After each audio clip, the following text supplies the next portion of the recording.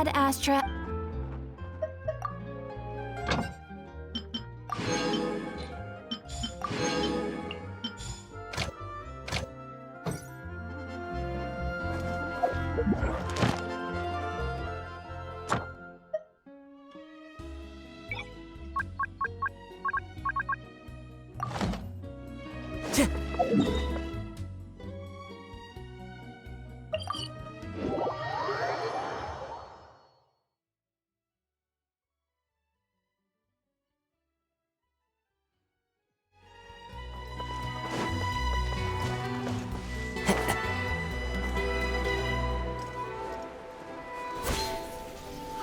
Isn't that Charlotte?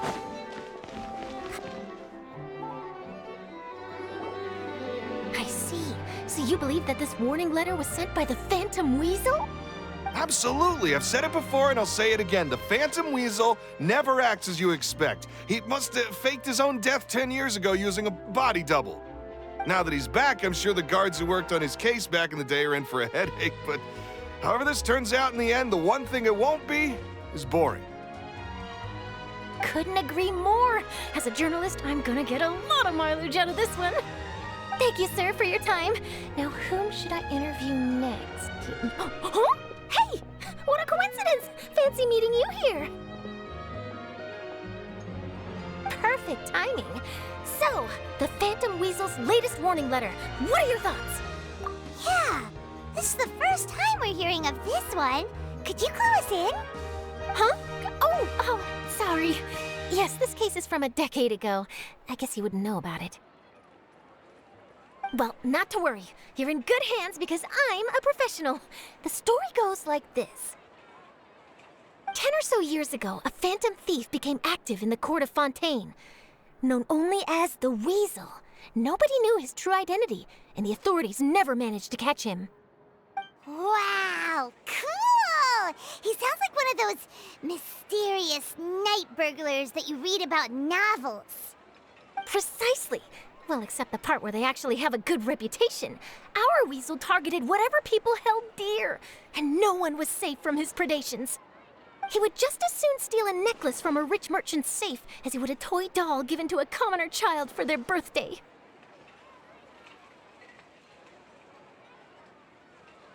I know. The phantom thieves you read about in novels rob the rich to pay the poor, but this guy did not discriminate. Unsurprisingly, this didn't work wonders for his public reputation. Every man and his dog wanted to see him behind bars. Yeesh. So, did they catch him? Not exactly. There's a good chance that the Weasel would still be at large to this day if it hadn't been for an accident 10 years ago. A magician named Caesar fell to his death in a botched high-altitude escape performance. When the police went through his personal effects, they found a hoard of stolen loot and gadgets used for criminal activities. And that was how the Phantom Weasel's identity was revealed to all. Sure enough, thefts in Fontaine went down after Caesar's death. But today, 10 years on, the notorious thief has once again issued one of his warning letters and pasted it on the gate of the Opera Epiclese for all to see. I had to squeeze through the crowd this morning to get a photo as soon as I heard. Here, it's this one. So, this is the warning letter, huh? Let's see what he wrote. 3 days from now, when evening falls, I shall take from you that which you hold most dear at the Opera House, just as you did to me 10 years ago. This is, without a doubt, a clear declaration of criminal intent. After years of laying low, the Phantom Weasel is back with a vengeance. What once seemed like an open and shut case has been blown wide open again. But why has he reemerged now, and what does he want? I sense an epic scoop, and I'm going for it. Uh-oh. If this thief will steal anything that other people value, does that mean even we might be targeted?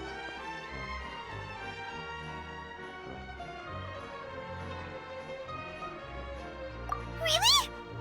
Oh, let him try! In fact, Hyman's gonna eat all our snacks right now! Let's see what he can do about that! Okay, the people have spoken. It's clear that the public are very concerned about the Phantom Weasel's reappearance.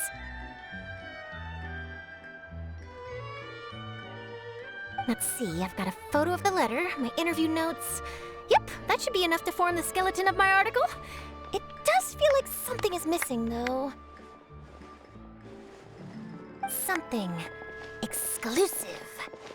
Who should I interview next? I need someone with a more concrete connection to the weasel. Is that who I think it is? Lenny!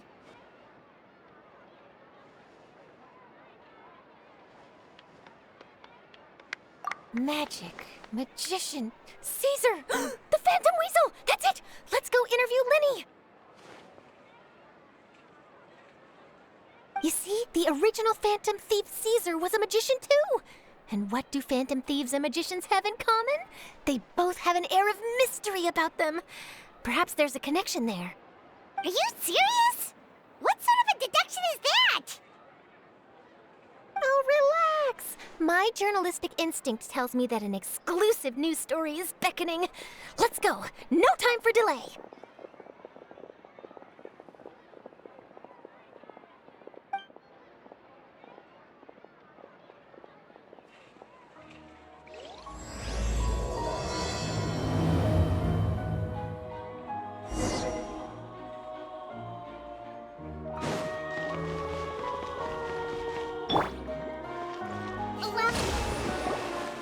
Wow, Mr. Magician! How did you know which card I picked? Oh, it's simple. Come closer and I'll let you in on my secret. Magicians have a special skill called telepathy, which means we can read other people's minds.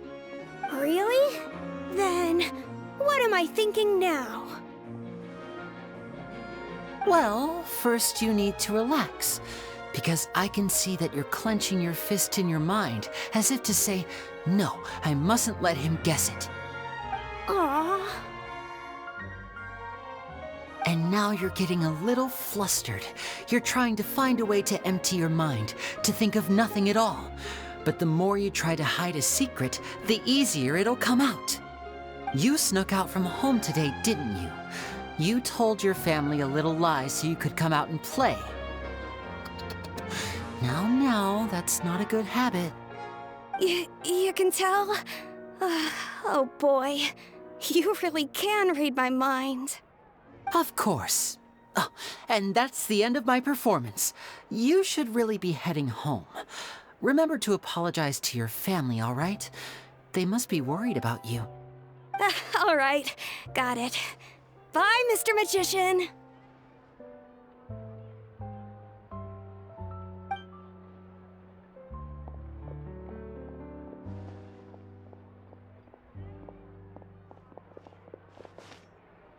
Hey, Lenny? Why, hello. We meet again. Are you looking for me? What's the situation? Well, why don't you guess, Mr. Telepathic? Oh, please. You didn't believe that spiel, did you? The power of telepathy is quite beyond me.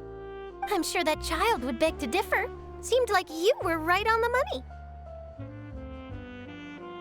That was nothing more than a little trickery.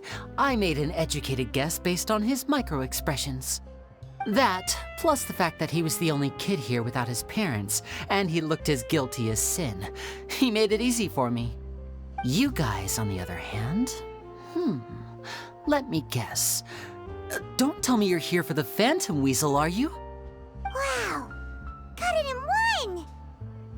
Is this more of your trickery at work? Wait, really? No trickery this time. It was pure luck. His warning letter's been the talk of the town, so I figured that maybe you were asking around about that. Bingo! I plan on writing a column reporting on the latest news about the Phantom Weasel. So, Lenny, what are your thoughts on this infamous thief's reappearance? To be honest, it makes me angry. Angry? Why? You read his letter, right? The Phantom Weasel claims he's planning something in 3 nights' time at the Opera House. That's the night I'll be performing there. Huh.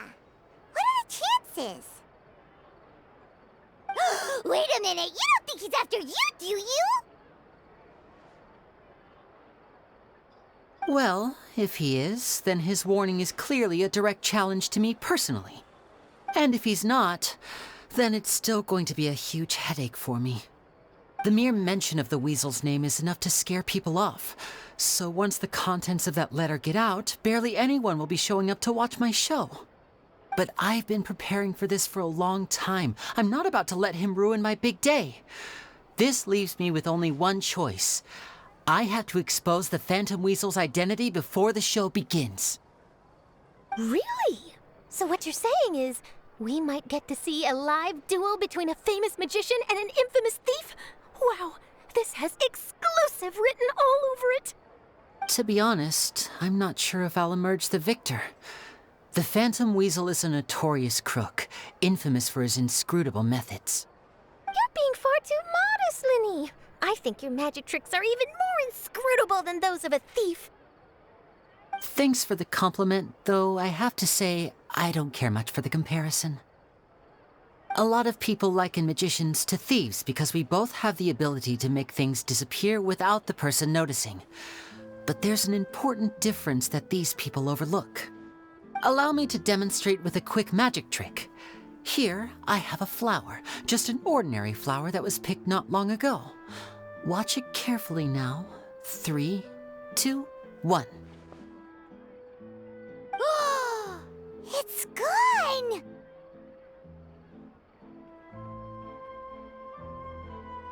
That's the question. Where did it go? Therein lies the difference between us. Thieves make precious things disappear, but only magicians make them reappear. If I could now invite you all to check your clothes, there might be a surprise in there somewhere.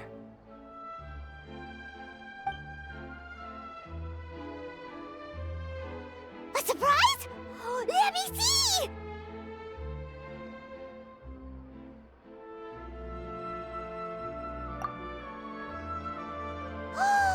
It's right there! But how? You haven't moved this whole time! What an outstanding trick! Sorry, Linny, it seems that my previous praise was woefully inadequate. Clearly, magic is the superior art form to theft. Don't worry, I didn't take offense. I just wanted to take the opportunity to perhaps change some of the preconceived notions you might have about magicians. Since Caesar's death, a lot of people associate magicians with criminality. It can be quite frustrating. I can imagine. Coming back to your trick just now, might I presume that you are well versed in floral symbolism? For example, magicians often use rainbow roses in their flower-related performances to represent passion and romantic encounters. But you used a Lumidu spell, which, if I'm not mistaken, allude to separations. I'm curious to know if there was any deeper meaning behind this choice? Impressive knowledge. It's no wonder you're such a successful journalist. But I'm afraid I don't know the first thing about floral symbolism. I'm just in the habit of using Lumidu spells in my magic. It sounds like something I should look into, though. I'll buy myself a copy of Fontaine's Floral Language Facts when I have some time. But it'll have to wait until this Phantom Weasel business is behind us. Well noted. In that case, this brings us to the end of our interview. I, for one, am looking forward to the final showdown between you and the thief. Please feel free to get in touch to update me on any further developments. Otherwise, I will of course see you at your show in 3 days' time, but let's hope the Phantom Weasel is caught by then. If there's nothing else, I'll be off. You've given me lots to work with here, and I've got no time to lose if I want to write that exclusive piece. I'll see you all later.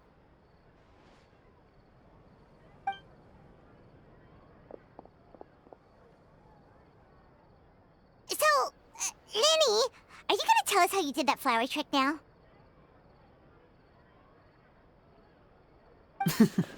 I'm afraid that's my little secret. Aww. Well, magicians are entitled to their secrets. But Paimon's really itching to know how it's done. You feel it too, right? So itchy! Not so itchy then, huh? Well, since you're so concerned, how would you like to serve as my temporary magician's assistants and help me investigate? Magician's assistants? Oh, that sounds fun! Assistants are technically magicians too! Also, it'll bring us one step closer to figuring out how that darn trick is done! Shall we go for it? The first thing we need to look into is who Caesar really was.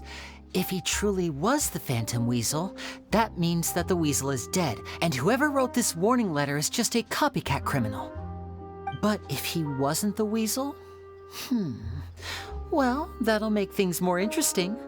It would mean that the Weasel lives, and he's been laying low all this time in some corner of Fontaine. And if we're investigating Caesar, his fiancée Gemma is a good place to start. Word is that she visits the cemetery often, so I asked Lynette to wait for her there. We should make a move. Let's go and rendezvous with Lynette.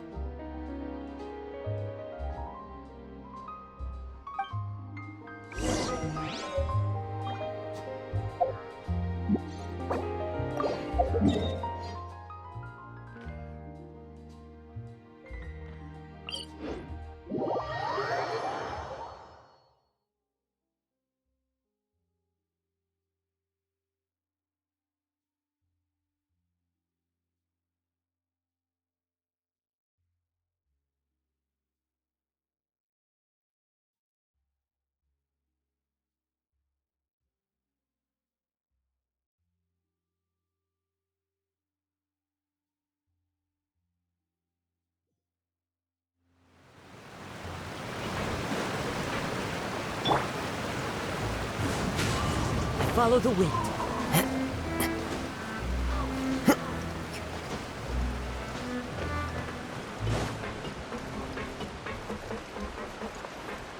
One with nature.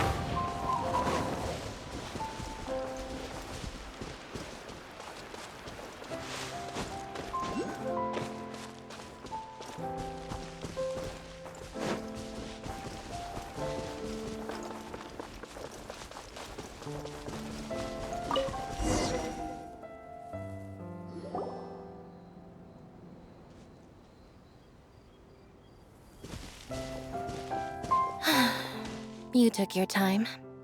Sorry, I bumped into the Traveler and Charlotte en route, and we ended up chatting for a while. It's been a while, Lynette. We're working as Lenny's temporary assistants in the investigation of the Phantom Weasel. Thank you. It's good to have you helping. So, what's the situation? Have you seen Gemma? Nope. I've been here a while, and she still hasn't shown up. How bizarre. Maybe it was bad intel. Well, we won't get anywhere by standing around waiting. Traveler, Paimon, let's go ask around.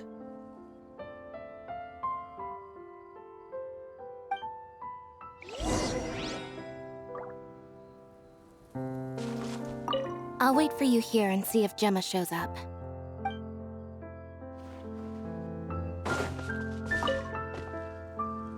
Excuse me, good sir. Do you by any chance know a Gemma? Gemma? You mean Caesar's fiancée? Sure I do. What's this about? I'm just trying to get a hold of her because I need her help with something. I heard she comes here a lot. Yeah, she does. Poor thing. It's no secret why either. She's heartsick. Ever since Caesar passed away, she's been coming here once every week to clean his grave. Often, she just sits there in front of his headstone, lost in thought. Sometimes she talks to herself. I asked her what she was doing once. She said she wanted to speak to him again. She knows he's gone and can't hear her from the grave, but she just likes to spend time there, telling her fiancé all about how her life is going. And she's been doing this ever since Caesar passed away? Oh, so 10 years. Wow, their love must have been really strong. I'll bet. Caesar's reputation fell apart after his identity was revealed, so no one else visits his grave. Gemma's the only one who still thinks about him after all these years. I don't know if the mind lives on in the waters after death, but if it does, I'm sure Caesar must be grateful to have someone who remembers him fondly. If I'm honest, I think this is all so unfair to poor Gemma. Her fiancé was a low-life crook. He doesn't deserve someone like her. Anyway, all of that said, she's running later than usual today. Normally, she'd be sitting in front of his grave by now. I wonder if she's okay. Well, that's everything I know, I'm afraid. You might have more luck asking some other people. All right, well, thanks for sharing all of this with us. We'll keep asking around. You're welcome. I just hope she'll be able to move on one day.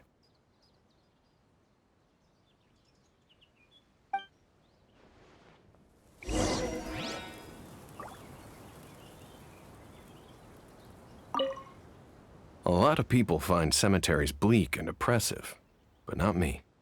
I find the silence gives me a sense of peace, and something about being in the presence of the dead and buried sort of puts all of life's woes in perspective.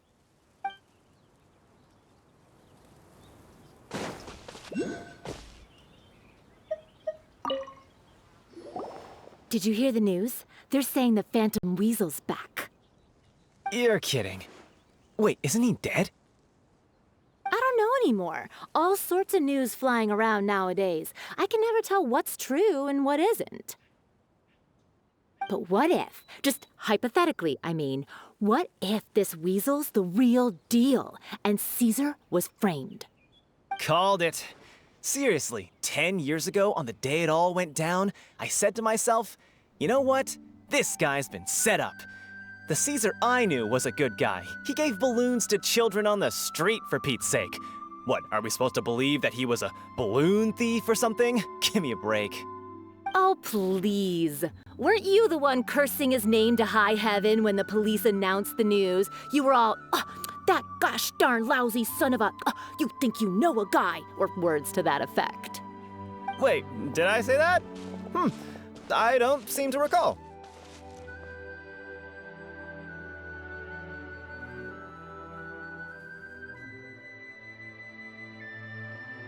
Hello there. Sorry for disturbing you, but I couldn't help but notice you were discussing the Phantom Weasel. We're actually quite interested in this topic as well, but we're struggling to get to the bottom of it. Do you think you could spare a moment to tell us a little bit about Caesar? You've come to the right people. Yep, I was there. Back when Caesar used to perform magic tricks on the street. He was a great magician. The best trick I ever saw him do was pop a transparent balloon, only for a whole bunch of doves to fly out from the inside. I was right up close and didn't blink or look away once. But for the life of me, I still don't have the faintest clue how he pulled it off. Really incredible stuff. I saw him perform too. He always used to bring some gifts along for the kids who came to watch his show, and he'd hand them out after he was done. Sometimes, he even got the kids to write their wishes down, and then he'd make the items on the wish list appear in his next show. Huh. He doesn't sound like such a bad guy. But after he died, there were also rumors that he used the wish list to find out what was precious to people, with the intent to steal it later. As I'm sure you know, the Phantom Weasel would steal just about anything from anyone.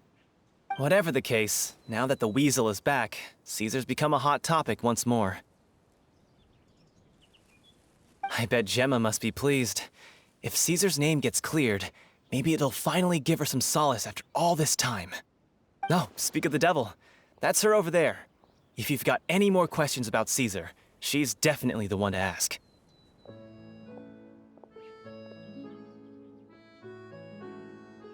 So that's Gemma. Is it just Paimon, or does it look like something's wrong? Wait, it looks like she's injured. Come on, let's see if she's okay.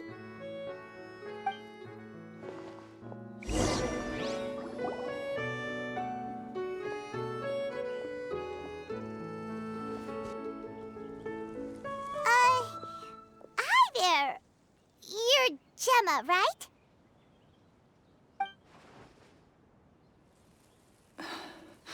Who's asking? Don't be afraid, we mean no harm. It looks like you're injured. How bad is it? Thanks for your concern, but you didn't answer my question. Who are you, and what do you want with me? My name is Linny, and this is my sister Lynette. My name's Paimon, and this here's the Traveler. We're investigating the Phantom Weasel. The Weasel posted a warning letter this morning. If he still lives, that means that Caesar was falsely accused. You knew Caesar better than anyone else. So if you're willing, we'd love to hear what you think about all this. I promise you can trust us. We won't hurt you. In fact, we'll do all we can to keep you safe. I never believed that he was the Weasel. Huh. I suspected as much. Okay, so going back 10 years, do you remember anything strange in the weeks leading up to the accident? Did Caesar have a falling out with anyone, for instance? No, not that I know of. Got it. All right. Sorry for disturbing you. If you don't have any more questions, please leave. I want to be alone with him.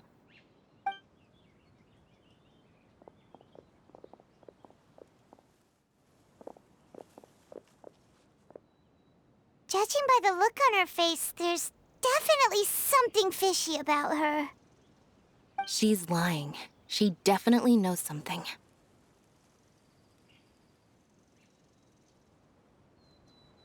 That's fair. We're just a bunch of strangers who showed up and started questioning her about things that happened a whole decade ago. It makes sense that she'd be wary around us.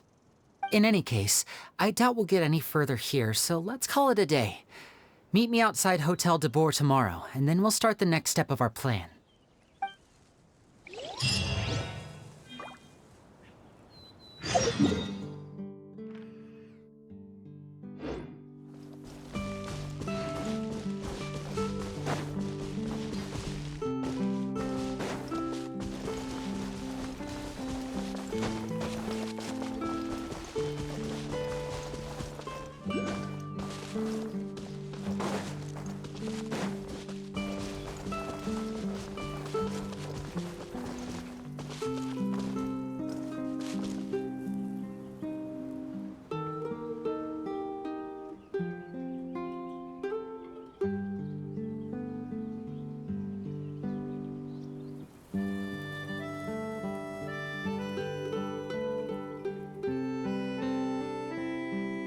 This scenery is wonderful.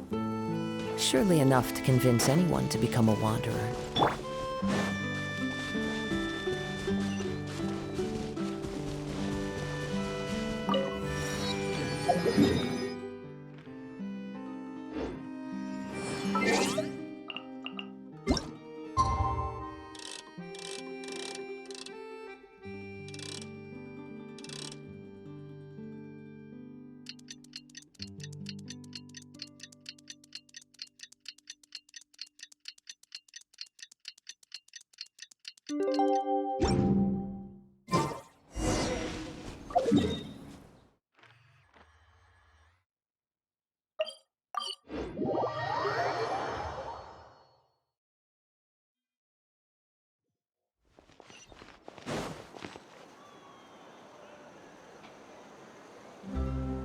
Over here.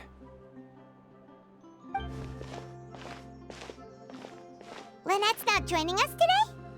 I've had her follow Gemma and see if we can make any inroads with her. They should be at a cafe right now. Still, I don't think that Gemma's likely to open up to us. So, we need a contingency plan.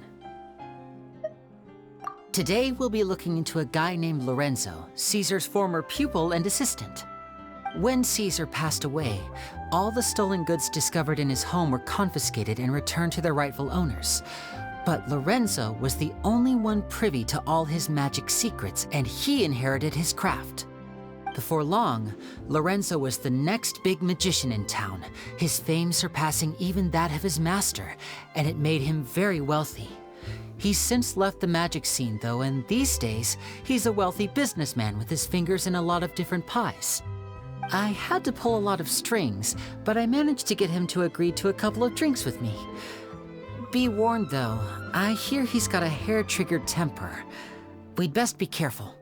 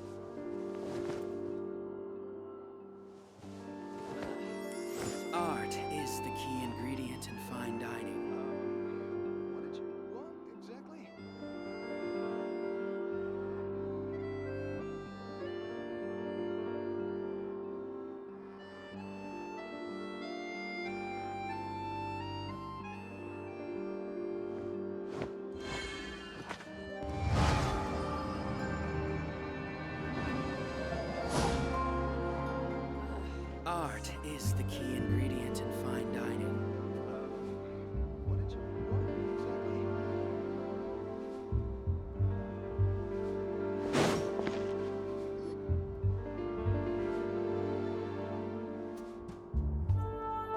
You neglected to mention that you were bringing 2 other people with you.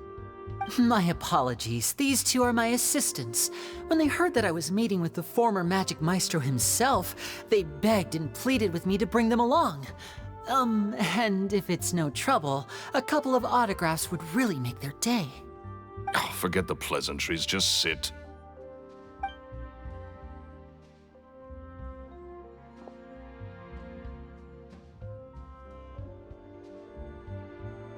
Get a load of this guy.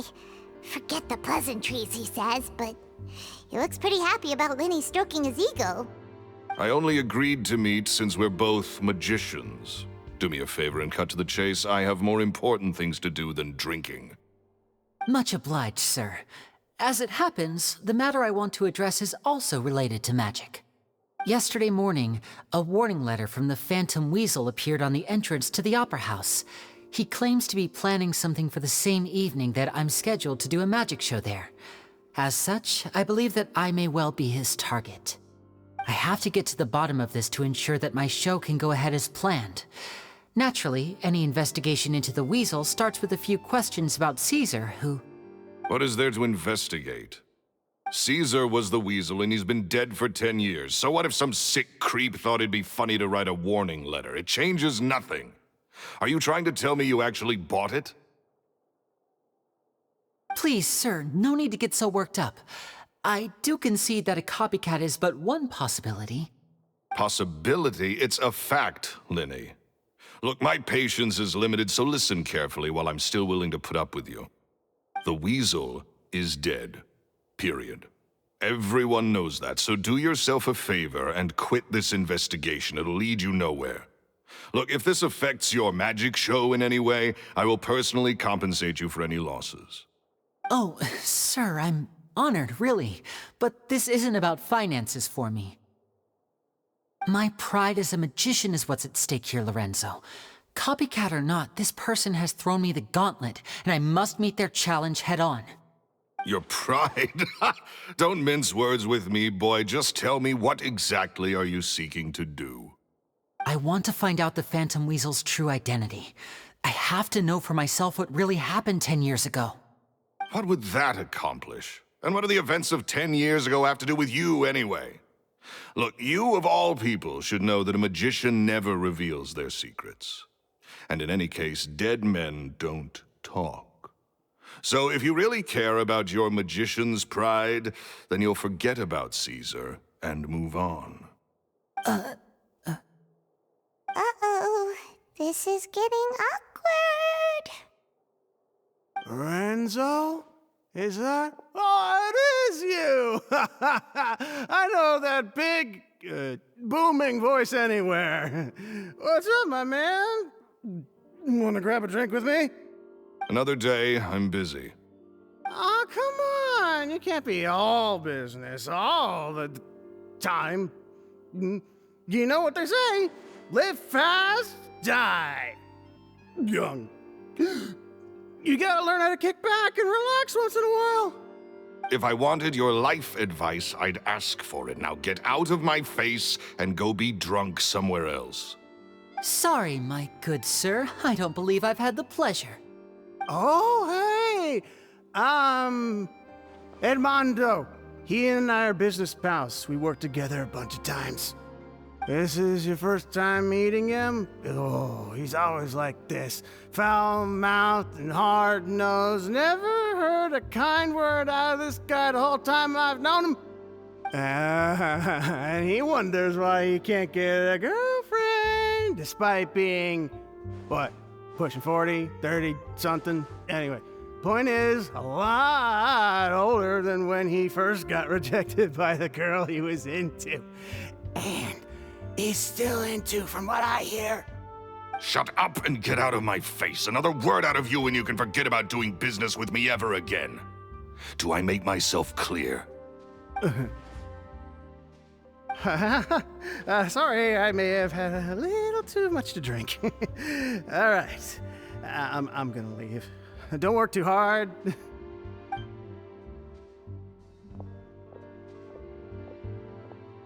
I think it's high time I made a move as well. If you really want to investigate this, Linny, be my guest. But if nothing good comes of it, don't say I didn't warn you.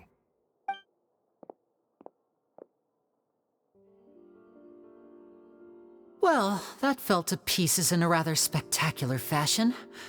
Any thoughts?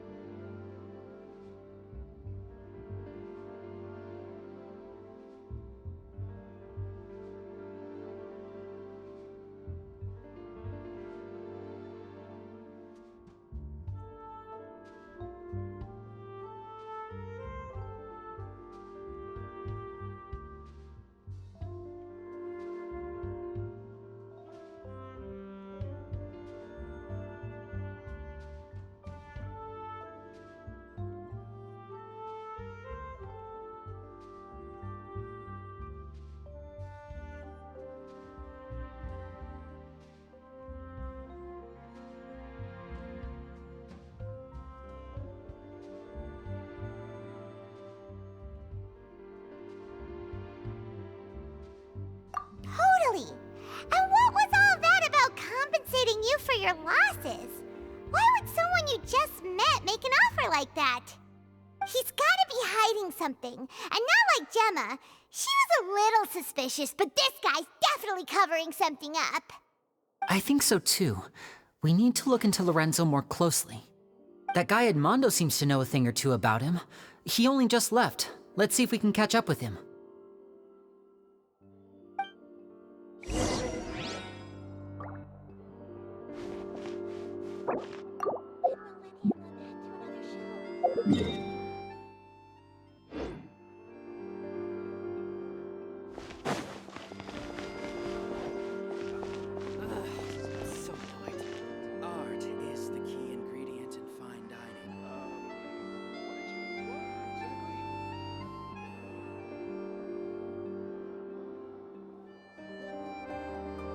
My pole arm doesn't distinguish friend from foe, and there is clearly a limit to the rope's power.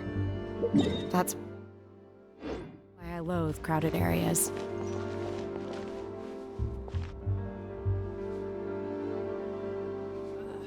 Art is the key ingredient in fine dining. What did you forget about me? This is about me.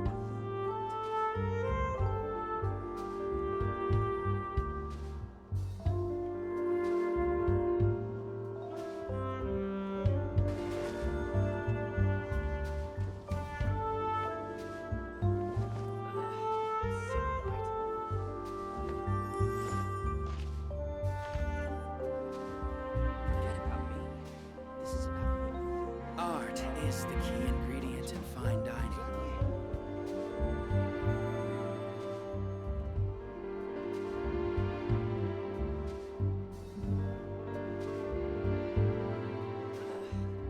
Mind be purged, world be saved.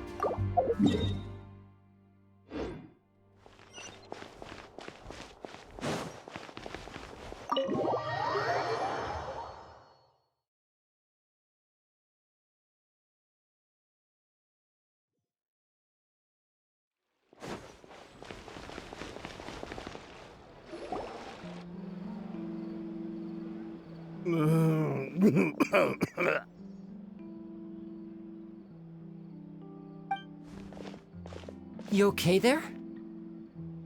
Who are you? Oh, it's you guys. Don't worry about me. I must have had one too many. I just need to ride it out. I say way too much back there, didn't I? Yeah, I nearly talked myself into complete financial ruin. Note to self, no more drunken chats when Lorenzo's around. So, he was serious about threatening to cut you off?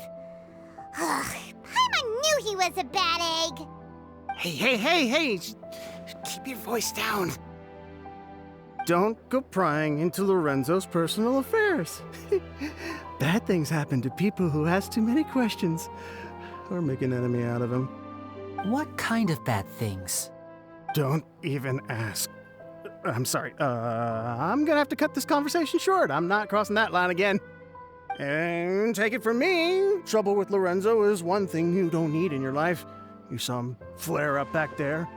I don't know what you said to him, but clearly it touched a nerve. That's not a good sign. You're too young for this. Don't get in over your head. I'm leaving.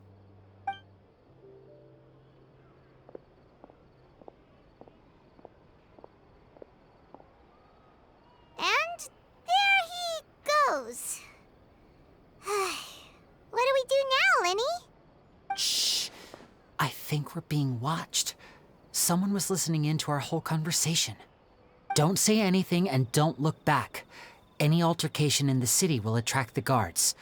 We'd better take this elsewhere.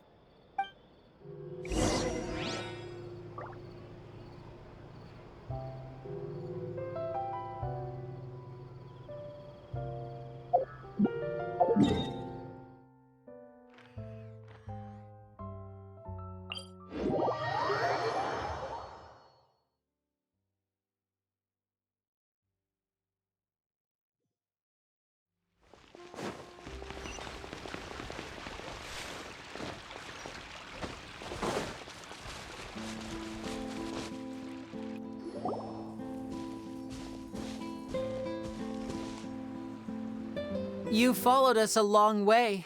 Why don't you come out and introduce yourselves? So you're Linny. And where's your sister? Ain't she with you today? Save us the trouble and go fetch her for us. Let's not drag this out. Paimon doesn't like the tone of your voice, mister! Who sent you, huh? Save your questions, missy. You ain't gonna need answers where you're going. Capiche? Looks like we can't avoid this fight. Now, I'm not the strongest fighter, so I hope you're ready to back me up. Don't worry, we got this!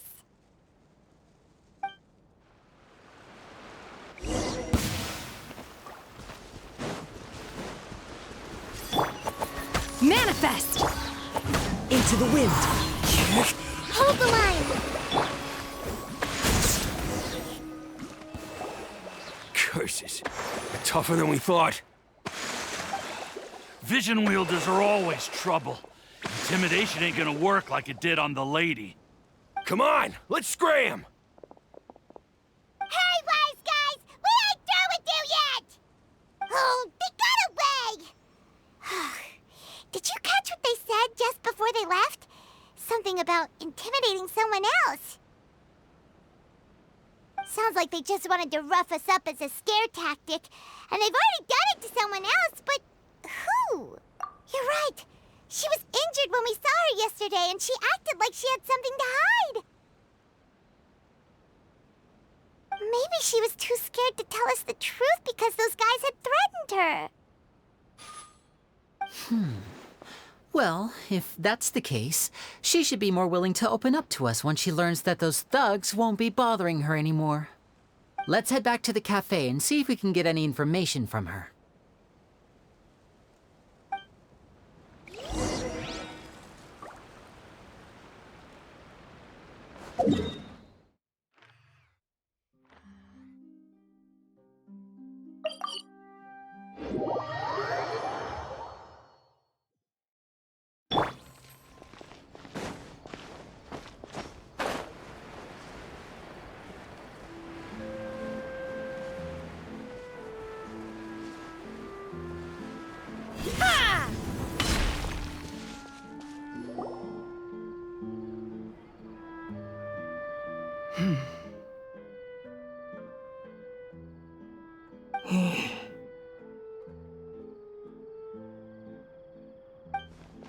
Gemma? You again. What is it this time? We just ran into the men who've been threatening you, and we gave them a taste of their own medicine. So, you can relax now. We're here to protect you. What? Why? I didn't tell you anything. Why would they come after you? Sounds like they're no strangers to you. That's putting it mildly. I know them all too well, and I hate them with every fiber of my being. It's been 10 long years, and still every time I try to look into Caesar's death, they show up and warn me not to do anything stupid. How do I know I can trust you? Do you really think you can get to the bottom of it all? And why are you doing this? I'm afraid I can't reveal all the details just yet, but I can promise you this. I will expose the Phantom Weasel's true identity. Because you see, this is a personal matter of the utmost importance. I give you my word. Trust me. Okay. How can I help you? I've heard that Caesar used to have a magic workshop where he kept a lot of his personal effects. If possible, I'd like to take a look at them. Do you know where it is? The Fleuve Sonde. But the place was sealed up by the police after his death, and no one's been there since. I also know that the Fleuve Sonde is dangerous territory. Lots of hostile groups lurking around. If you're serious about going there, please be careful. Understood. Lynette, you stay here and take care of Gemma. Don't let her come to harm. Got it. But if I'm staying here, I'm ordering dessert. I mean, bon appetit. But stay sharp, too. They're likely to come for you while I'm away. Okay. All right. Power saving mode off. I'll start taking this more seriously now.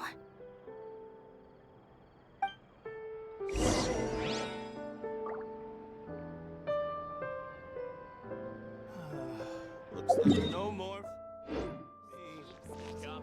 Whatever you do, please be careful. If anything happens to you because you're investigating Caesar, I'll never be able to forgive myself. With me here, nothing will happen.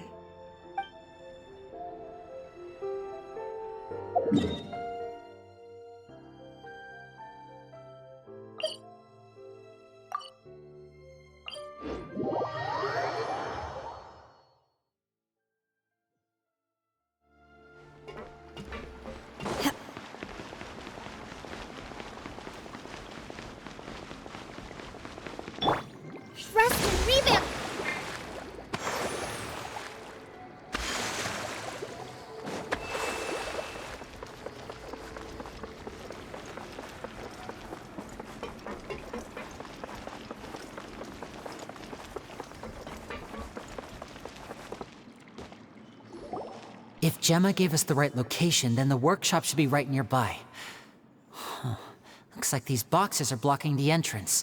Let's shift them away first. There we go. It should be just down here.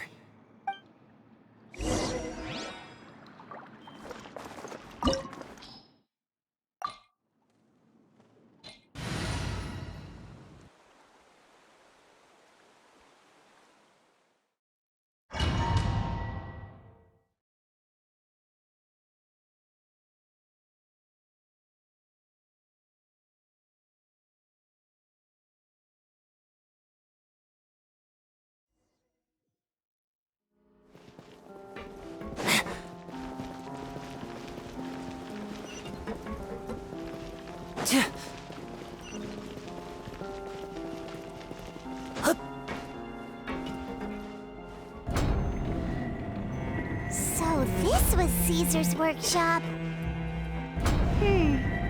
Nothing suspicious here, just normal magic props. Let's head in further. What was that? Oh, is this one of Caesar's gadgets?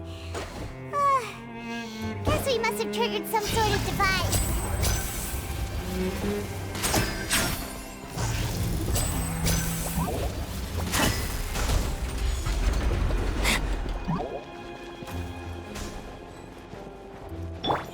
Obey! One with nature. Cryo incarnate! My apologies! Now disappear! Whoa. Look, the doll in the box is glowing.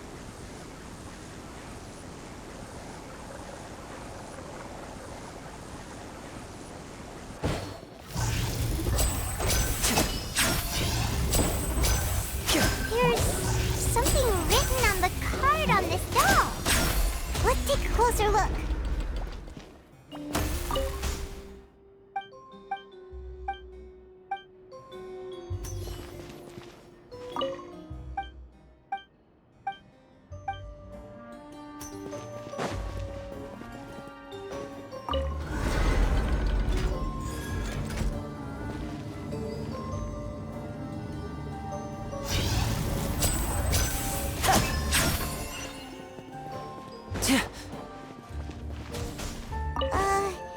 These magic boxes are moving. What do we do? One of them looks different from the rest. Let's investigate.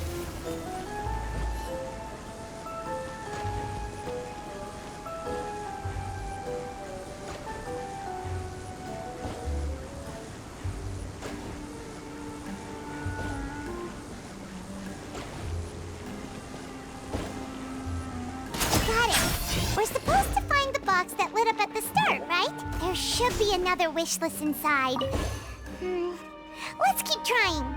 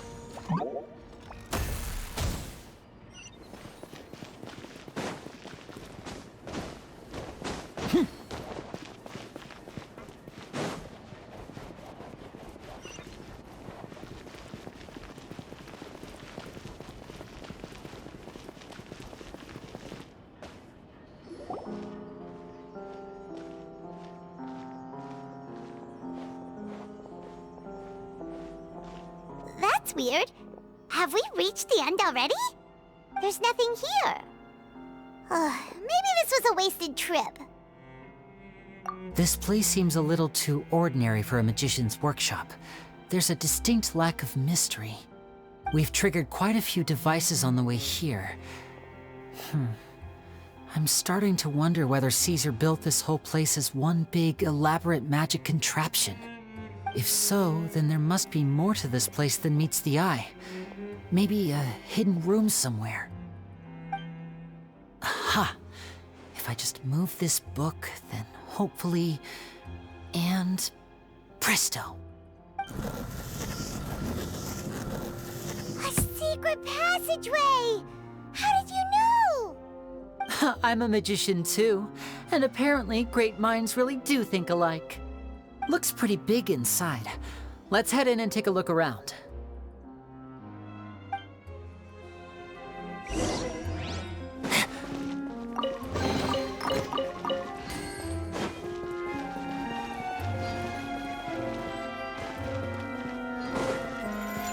Step right up. Clouds high. The birds call. Allow me! A round of applause.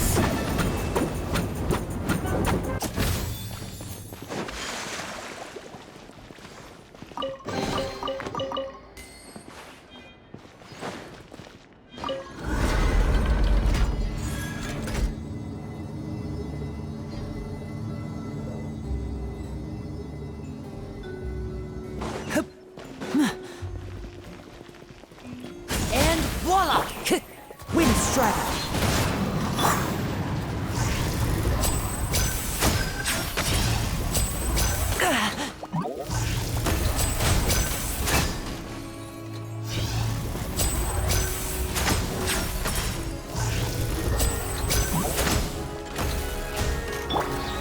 Into the wind!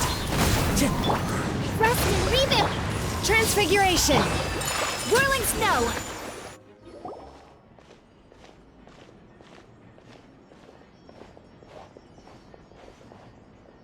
Why have you stopped, Lenny? Is there some device in that box? Huh. It just looks familiar somehow. Let me check this out for a second while you guys go on ahead. If anyone makes a major discovery, let's rendezvous here. All right, see you in a bit!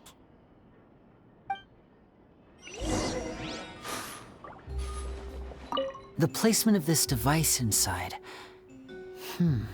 If I remember correctly...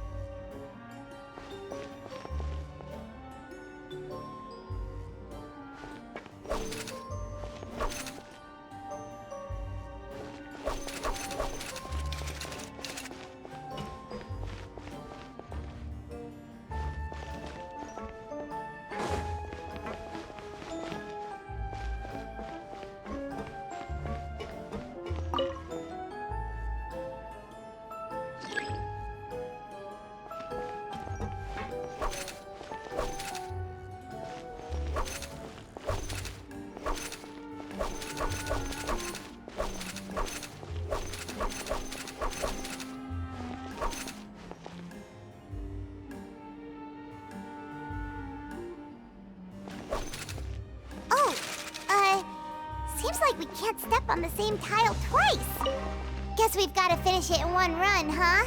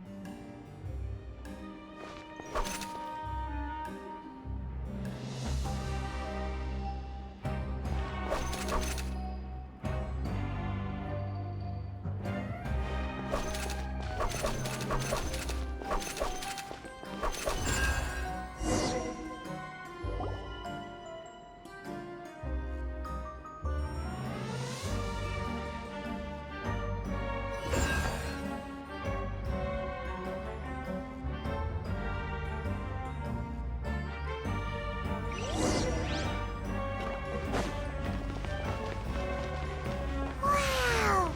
There's a hidden room here! This book's thick as a brick! Let's take a peek inside it, shall we?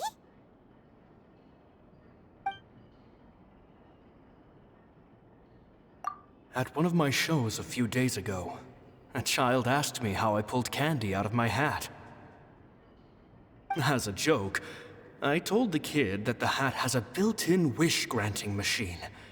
Next thing I know, today a whole bunch of kids were pestering me to pull all sorts of things out of the hat. So I told them another white lie. The machine needs time to power up, but in the meantime, you can write your wishes down. Well, they took me up on that offer, enthusiastically. As I write this, I've only just got back from running around all over town, buying the things they wanted. Boy, are my legs sore. I wound up saving very little this month, but that's not a major issue. I now have a bigger problem. How am I going to hide all these things inside my hat?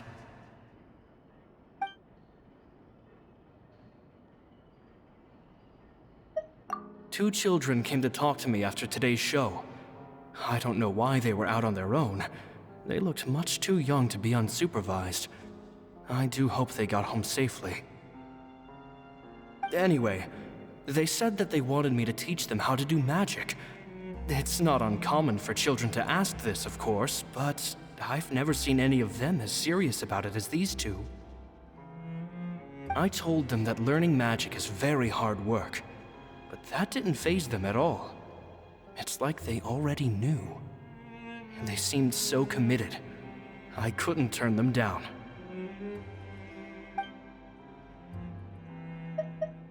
It seems like something's bothering Lorenzo lately, but he won't open up to me about it. Surely he's not upset that I agreed to teach those two children. I'll have to talk him around. I have a good feeling about those kids. They're naturally talented, and it seems like they're not new to the world of magic. They have all sorts of fantastic ideas. All I'm really doing is helping them develop a more professional standard training plan. They wanted to call me Master, but I told them they absolutely mustn't. Any magician worth their salt could have taught them what I have. They're the geniuses here. Compared to them, I don't deserve to be called any sort of master. With time, I have no doubt that they could become far greater magicians than I. My only concern is why they're so mature for their age. I fear they've had to grow up too fast. I don't dare to imagine what they must have been through. Gemma thinks so too. She doesn't like being around them. Says that their eyes are too piercing. They don't bother me, but then again, I've never been the sharpest tool in the shed.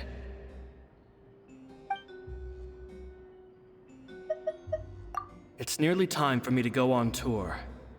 I asked the two kids if they'd like to come with me, but they shook their heads. I once overheard them talking about their father and their mission. Sounds like their parents have other plans for them. I guess we'll be parting ways soon. It's only been 10 days since I first met them, but I think that I've gotten a feel for their personalities now. They're very tough, but also very cautious, and they trust no one but each other. This, I fear, is not a good habit to have. They hide things from me too. For example, when I asked them where they live and why they wanted to learn magic, they lied. That's the thing about children. Whenever they're trying to cover something up, it always shows somehow. I can sense that their lives have been hard, possibly even dangerous too. They're not like other children. It's a shame that I can't do more to help them. After thinking things over, I decided to tell them a bit about how I see the world. It's full of lies and falsehoods, and that is why we must find our own truth. P.S. I hope they won't find my nagging annoying. Children are so opinionated nowadays. Will it do them more harm than good for someone they've only known 10 days to lecture them like that? P.P.S. Maybe I'm overthinking this. Children aren't interested in grand philosophies. It probably just went in one ear and out the other. I bet they've already forgotten every word I said. Oh, Caesar, Caesar. Just mind your own business next time.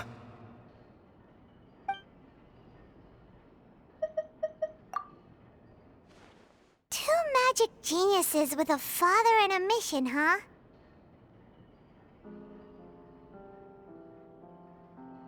Sounds a lot like he was writing about Linny and Lynette, don't you think? So did they meet Caesar when they were kids? Let's go ask Linny!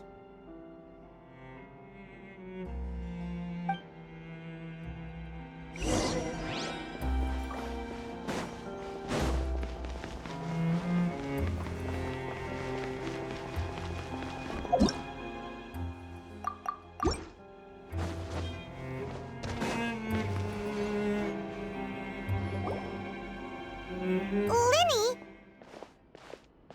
Shh, hold that thought.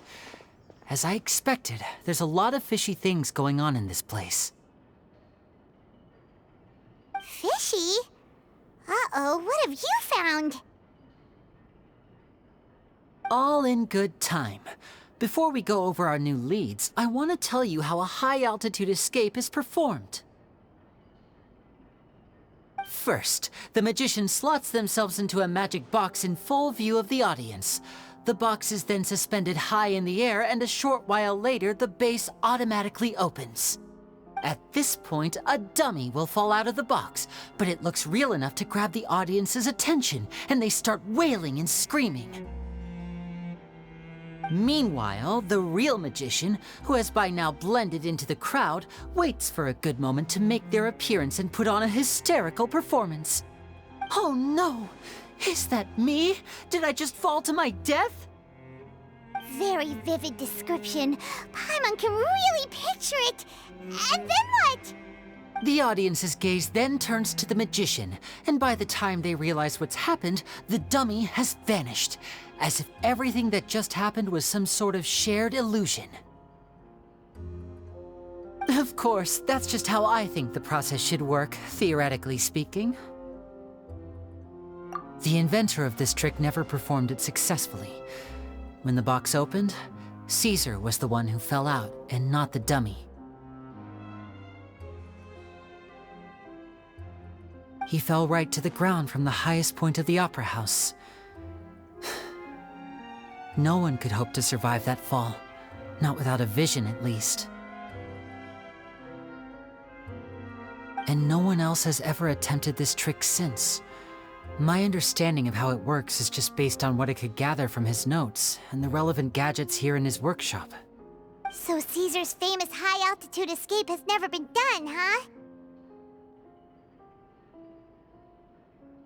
Paimon was about to say how cool it would have been to see it in person, but if it's that dangerous, it's probably for the best that no one else tries to do it. Wait a second. So if a dummy's supposed to drop out of the box, then where does the real magician go? How does he get out? Glad you asked. That brings us to the secret of said box. This box right here is the one that Caesar constructed himself to use in the performance, and it's not as simple as it looks. Inside, there's a device that only the magician himself would know about. Once the magician's inside and the box is lifted up into the air, the audience's view of the box is fixed at a certain angle. From where they're standing, they have a clear view of the front, sides, and bottom, but the back and the top are now no longer visible. At this point, the magician presses a button inside the box, opening a secret door out of view. He then escapes through this trapdoor onto the opera house roof, waits for the dummy to fall and distract the audience, and quietly returns to ground level. That's way simpler than Paimon imagined. Even Paimon could probably do it. Well, there's a little more to it than that, of course. The hardest part of this trick is controlling the audience's mood and reactions. That takes an exceptional degree of showmanship. There's the falling dummy, the miraculous reappearance, the pompous performing. Maybe the magician would even have themselves tied up before it begins to strengthen the impression that there's no escape.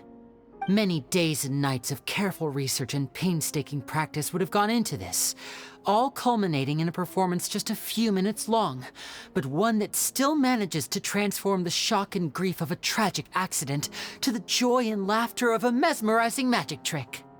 Caesar was a highly accomplished magician, but unfortunately, even he didn't manage to pull it off. So, how did it go so wrong? You said you found some fishy stuff here. Have you figured out what really happened? I can make a pretty good guess. I looked into the case files. The magic box Caesar was using at the time of his death had the secret button I mentioned positioned on the right-hand side. And sure enough, he always used his right hand as his dominant hand in public. Okay, nothing suspicious there. But here's the strange thing. Most of the devices in this workshop have the mechanism on the left-hand side, including this box right here, which leads me to believe that Caesar was in fact left-handed. Because a magician can't afford to have their most basic habits stand out too much. People naturally focus their attention on the most important details of the task or situation at hand. But a magician needs to be able to redirect an audience's attention at will, so as to avoid arousing their suspicion. The essence of magic is getting people to believe a lie. If even the truth raises eyebrows, the falsehoods become all the more difficult to mask. And so, Caesar trained himself to use his right hand to align with his audience's expectations. Great magic always requires sacrifices. But in his most stressful and nerve-wracking moments, and when no one was watching, reflex would kick in and he'd use his left hand. That's why he set his gadgets with the mechanism on his left. Exactly. I think that's likely what happened. Caesar would have been under a lot of time pressure during the escape. He'd have had mere seconds to open the hidden compartment, retrieve the dummy, then open the secret door and make a swift escape. But I'm sure he was confident. He would have rehearsed countless times to the point where it was second nature. He'd barely need to think about what he was doing because muscle memory would guide him through. So he opened the compartment, took out the dummy, checked everything was in order, and then went to leave. With his left hand, he reached for the button, and suddenly, his heart skipped a beat. It wasn't there. Much like when you reach for your keys but find your pocket empty, his mind needed a moment to process what was going on. Instinctively, his left hand would keep feeling around for the missing button, maybe for another second or two, until the bottom of the box gave way. With the stakes being as high as they were, just a 2-second delay cost him everything. The authorities would find nothing suspicious and conclude that his death was due to his own error. When in reality, someone switched the boxes, and they did it to murder him. But how would they be able to make the switch without being noticed? That would be difficult to pull off, no? It would have to have been someone who knew that he was left-handed and who could move his props around without arousing suspicion. Someone who was always by his side. Isn't that right, Lorenzo? You just couldn't let sleeping dogs lie, could you? There's not a lot of people who'd go to all this trouble for some magician who died 10 years ago. I didn't want to have to do this, you know. Silencing you the hard way just creates more problems for me to deal with. But I gave you your chance. I hoped you'd do what's good for you and back off like the lady, but you disappoint me. You mean Gemma? So you are the one who's been threatening her! Yes, although however stubborn she might be, she was never much of a liability. But you people, you never even knew him, but for some reason you just wouldn't drop it. Which is why you can't leave this place alive. Take them out, and make it quick. Do your worst!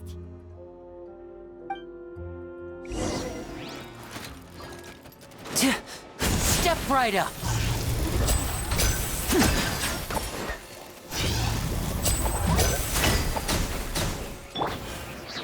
The wind knows me.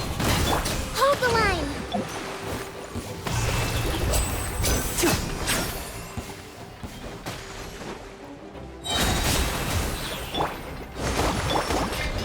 Fallen leaves, adorn my night, one with nature. Kami-san's art! Sumetsu! Let's get this show on the road.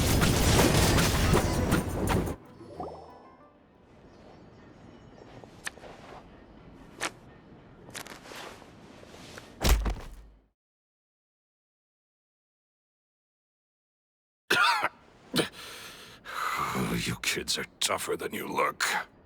Had enough yet, Lorenzo? Your cronies can't help you now.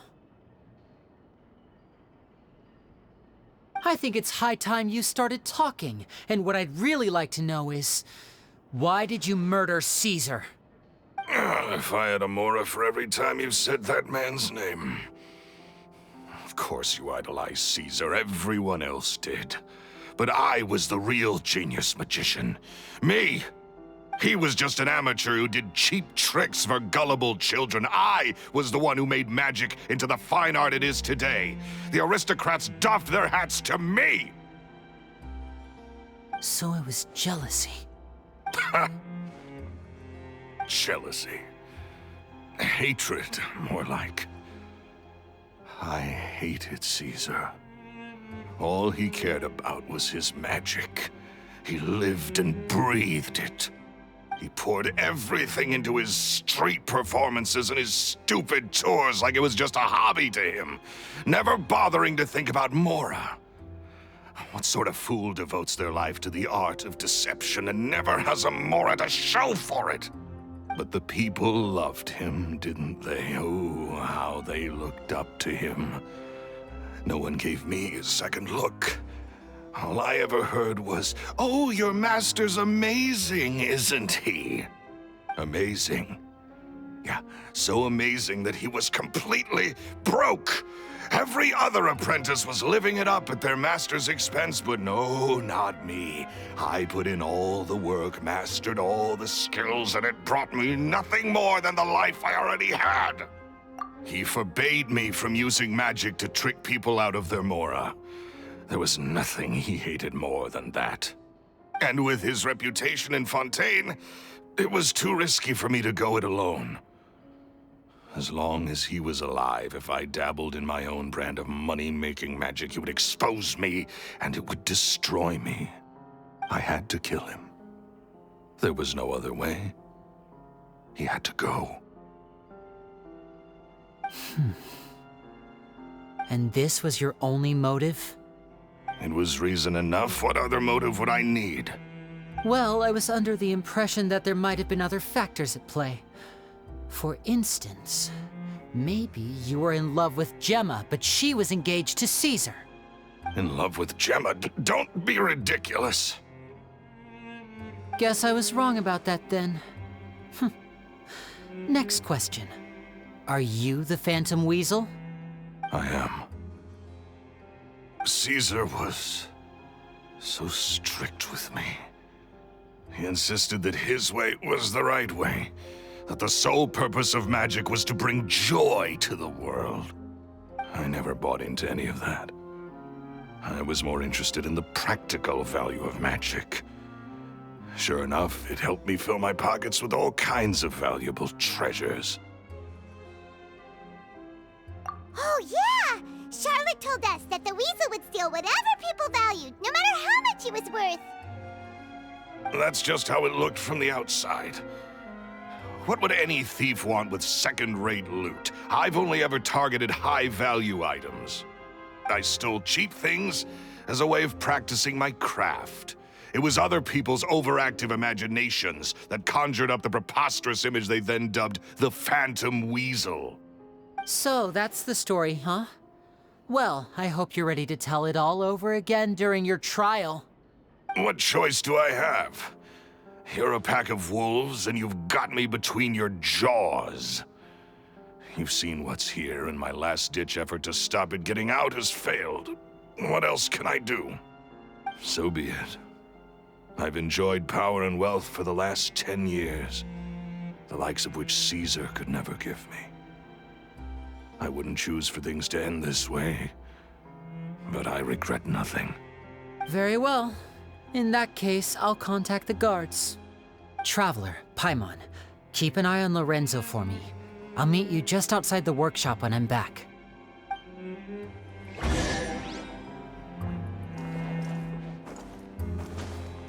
At least I can finally stop looking over my shoulder now.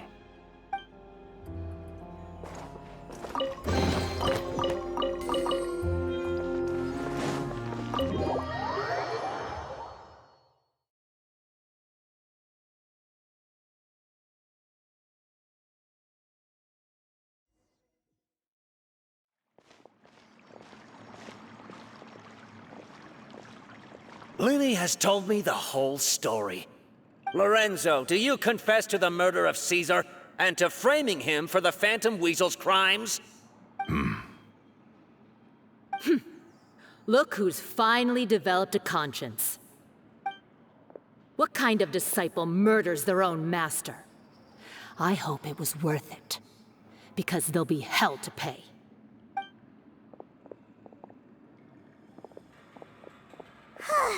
Looks like it's all over. What should we do next, Lenny? Should we start preparing for your show? Let me think. Let's rendezvous with Lynette and Gemma first. With Lorenzo in custody, Gemma will no longer have to fear for her safety. Good point. We should go tell Gemma the good news right away. It'll give her some peace of mind for sure.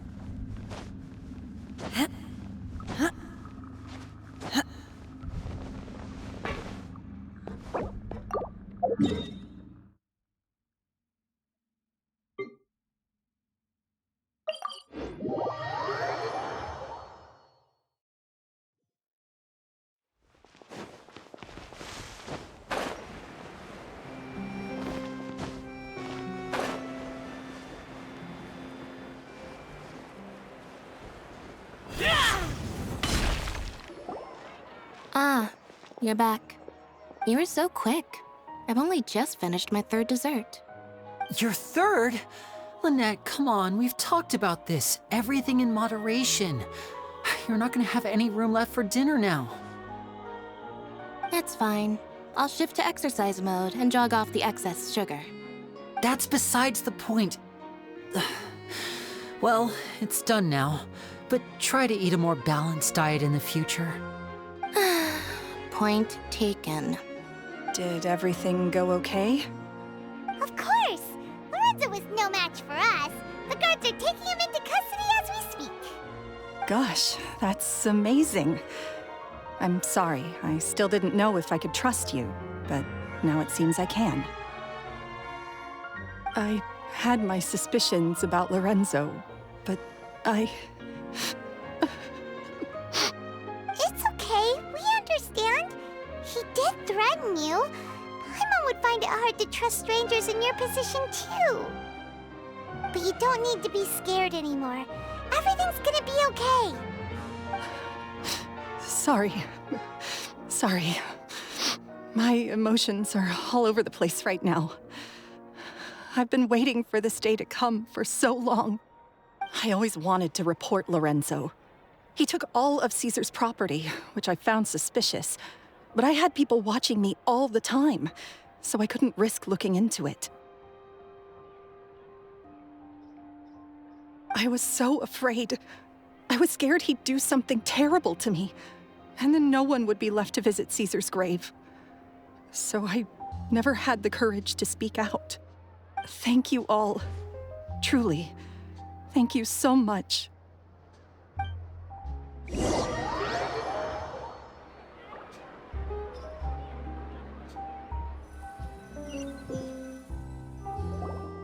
Thank you all for clearing Caesar's name. I never would have guessed that Lorenzo was the real Phantom Weasel. He never showed any signs that there were problems between him and Caesar in public.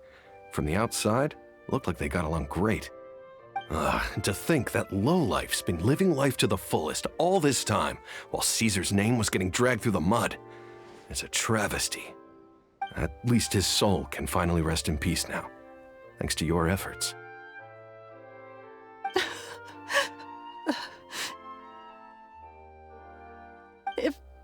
If only I'd realized before it was too late. Don't blame yourself, Gemma. This isn't your fault. Yeah, you still have the rest of your life to live. Caesar wouldn't want to see you spending it feeling guilty. Cheer up, Gemma. My brother's doing a magic show at the Opera House tomorrow evening. Would you like to come along? It might raise your spirits. This show will be a special one. We're holding it in Caesar's honor. In Caesar's honor? Really? Oh, thank you. I'll be there. Great. We'll see you tomorrow evening. Traveler, Paimon, don't be late. Don't worry, we'll be there. No way are we gonna miss out on a free magic show. Wait, Paimon feels like we're forgetting something. I've spoken many choice words about Caesar over the years. I'm so ashamed of myself now. He was such a good man.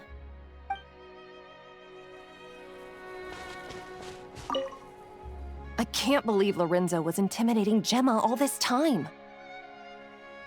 He comes around here sometimes. Not to clean Caesar's grave, though. He just stands off to the side and watches Gemma from a distance. She must have known, but she never asked him to leave. I wonder why that is.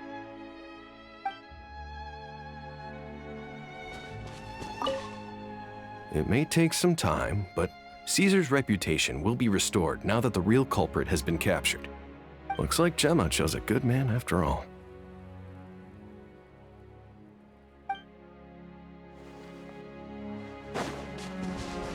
Oh yeah, Caesar's diary! We never found out if the two kids Caesar taught magic to were Linny and Lynette or not. Linny changed the topic back at the workshop, so we didn't get a chance to bring it up. Oh well. Guess we'll just have to ask Linny tomorrow evening.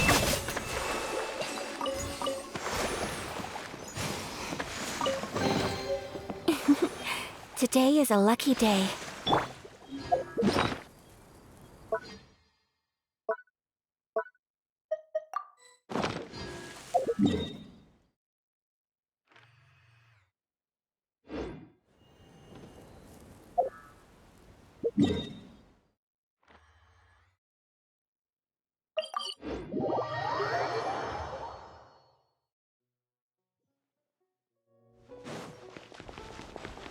Add Astro.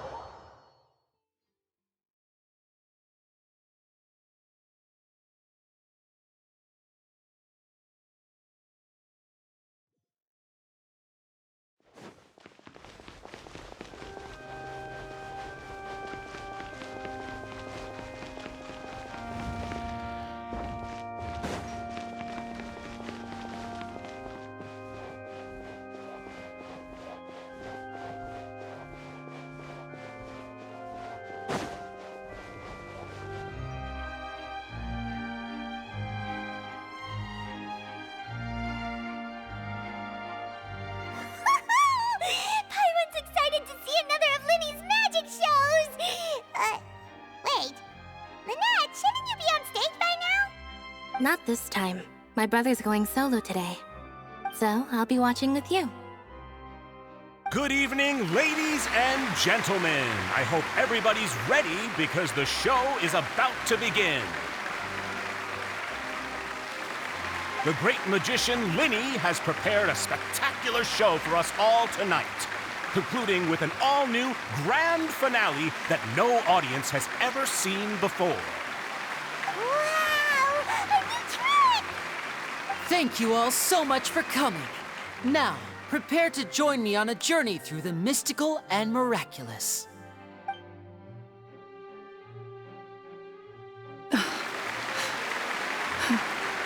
Exciting stuff, isn't it? Yes, it's just... It reminds me of him. No wonder. Caesar was a famous magician too. So, how did you two first meet, Gemma? Well, I was out on the street once, and I saw him performing for little children. Children love magic, because they're willing to believe in things that can't be rationally explained. Caesar had this amazing way of bringing them into a dreamlike world. And somehow, I felt drawn to him too. So I went up and asked him to do a trick for me. Aw, that sounds so romantic. What trick did he do? It was with a flower. He took it in his hand, snapped his fingers, and it magically appeared on my head. I was so happy that day. No one had ever given me a flower before that. Oh, that's so cute! Actually, now that you mention it, Lenny's done that one before. Is that right? Then I suppose he's a romantic at heart, just like Caesar. So let's treasure the time we have with him. After all, you never know when the people dearest to you might be gone. That's right. It's all over now. Paimon doesn't really know how to comfort you, but at the very least, no one's gonna be intimidating you from now on. You can breathe easy at last, right? Right. Yes, you can breathe easy now, Phantom Weasel. See? Even Lynette says... Wait, what? The Phantom Weasel? Lorenzo escaped? Where is he? What do you mean, Phantom Weasel? As Lenny once said, a performer's job is to commit fully to their role and put on a flawless performance for their audience. But once the bag of tricks is empty and the curtain falls, it's time to end the show. The spotlight is no place for someone with no more cards up their sleeve. It's been 10 years, Gemma. Aren't you tired of the grieving widow act? I think it's time to put an end to it. What are you talking about? Paimon doesn't like this riddle. Traveler, Paimon doesn't like where this is going. Come on, say something! Ladies and gentlemen, I hope you're all enjoying the performance so far. There will now be a brief intermission, after which Linny will perform the most electrifying act of tonight's show, the one we've all been waiting for. The final performance will take place outside of the Opera House, so please make your way outside in a calm and orderly fashion. The Phantom Weasel never did like public places, did they? Don't worry, this place will be quiet soon. Let's talk somewhere else for now.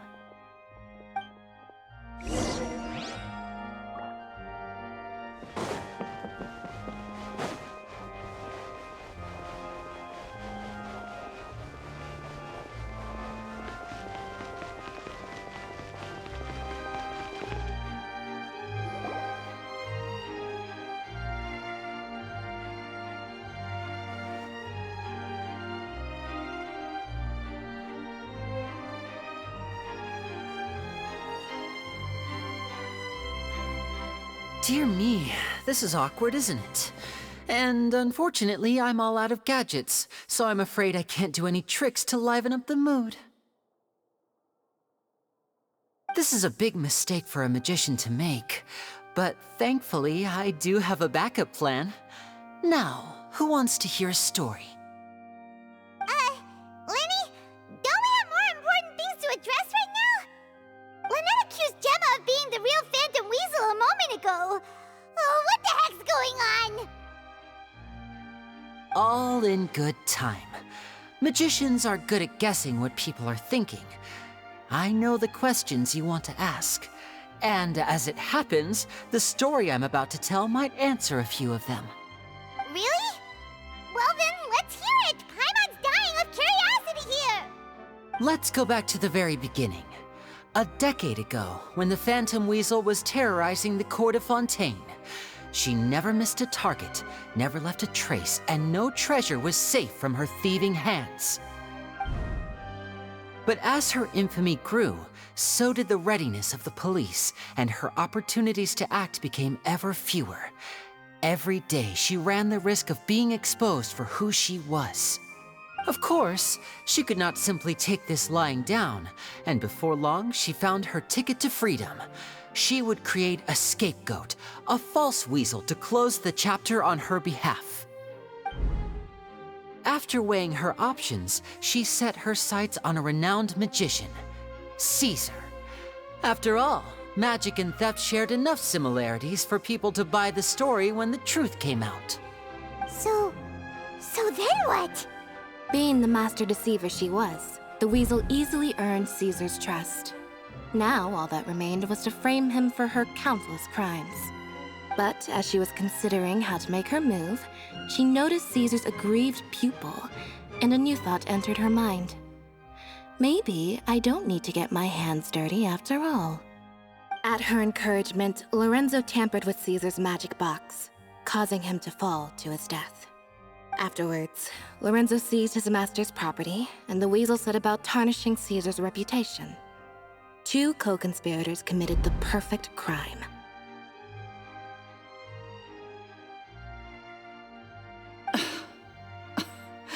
I've got to hand it to you. You're both exceptional storytellers.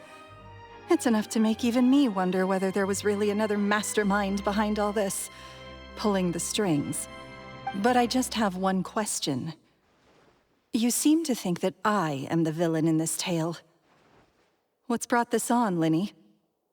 Is it something that Lorenzo said? Don't worry, Lorenzo said nothing at all. But I never believed that he was the weasel, and in fact, my investigation only made me more certain of that. He was too forthcoming with his confession, as if there was something else he was trying to hide. How disappointing. So you'd sooner trust Lorenzo than me, even without a shred of evidence? A magician is an expert at playing the audience to get the result they want. And I have no doubt that you, Gemma, are equally talented in this regard. With a little help from Lorenzo, you put on a very convincing performance. The lovesick fiancé, whose devotion to her betrothed is unshakable, even under threats of violence. Caesar was maligned and hated by all for 10 years, but you? Everyone sympathized with your plight. Who would suspect for 1 second that the lovely young lady always seen weeping in front of Caesar's grave was actually the mastermind behind his demise? No, not that poor lady. Perish the thought.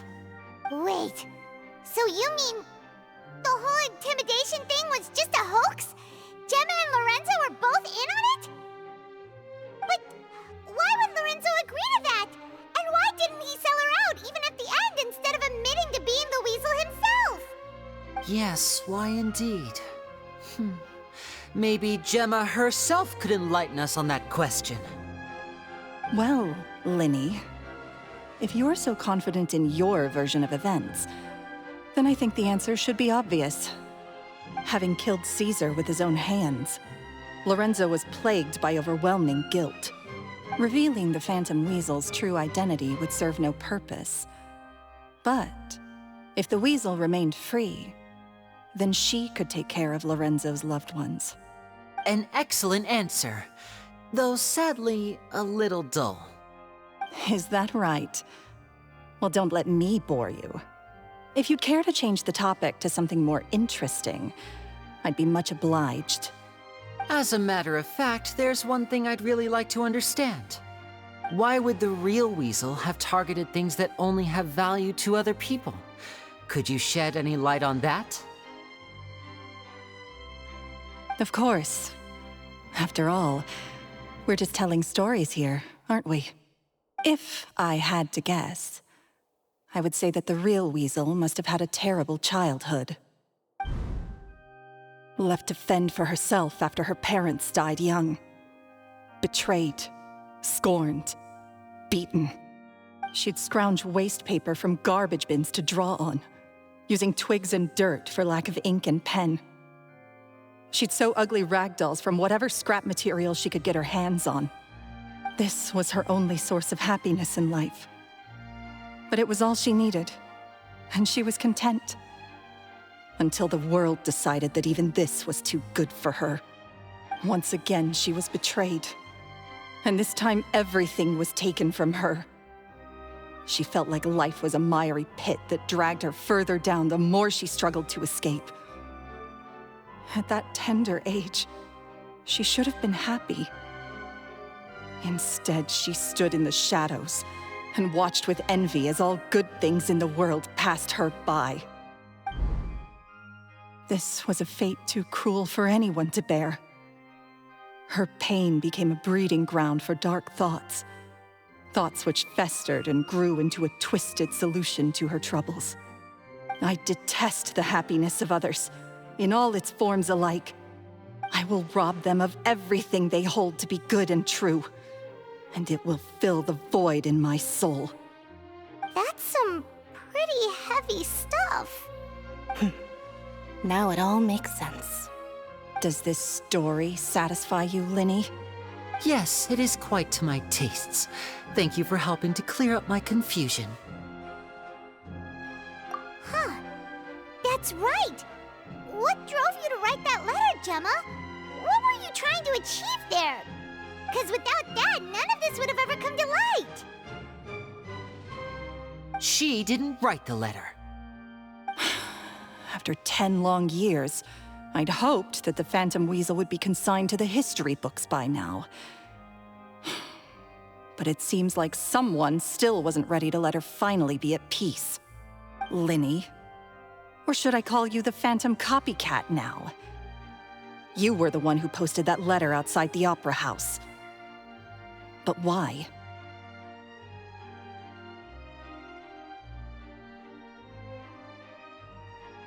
Very sharp, Phantom Weasel. Still as shrewd as ever.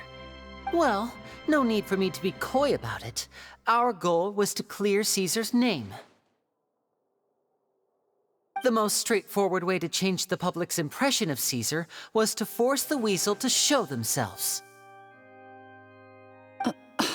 That's it? You had no other agenda?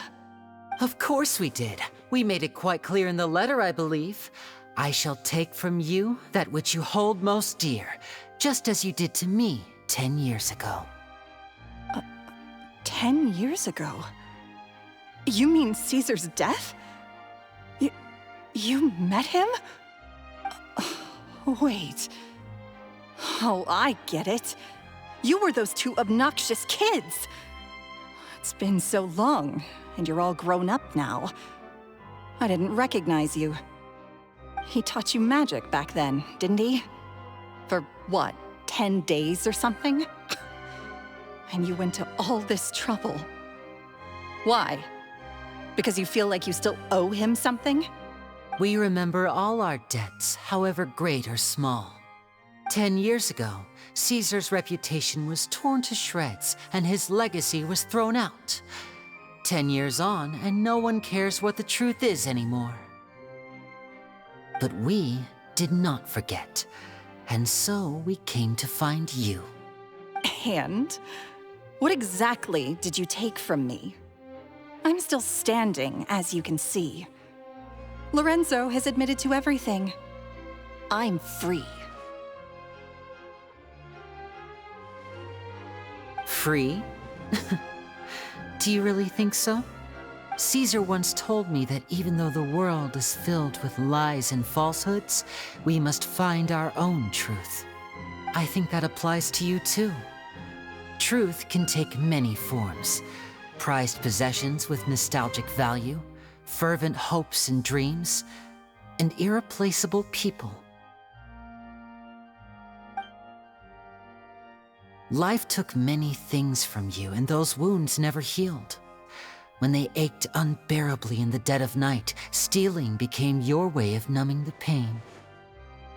What are you trying to say? I'm saying that for the last 10 years, you've been living a rather uneventful life. Perhaps that's because you found something other than a life of crime to fill the hole? Back to Lorenzo for a second. He murdered his own master, played along with your act, and took pains to make sure any suspicion would be directed towards him. But what did he have to gain from all that? He knew who you were and the things you'd done, and despite that, he was willing to give everything up for your sake. He's the reason that you haven't felt the compulsion to steal in all these years. You're more than just accomplices in murder. You're the only real friends each other has. So I think you know, deep down, that he is the only truth you have in your life. But that truth is gone now, and I guarantee you, you'll never see it again.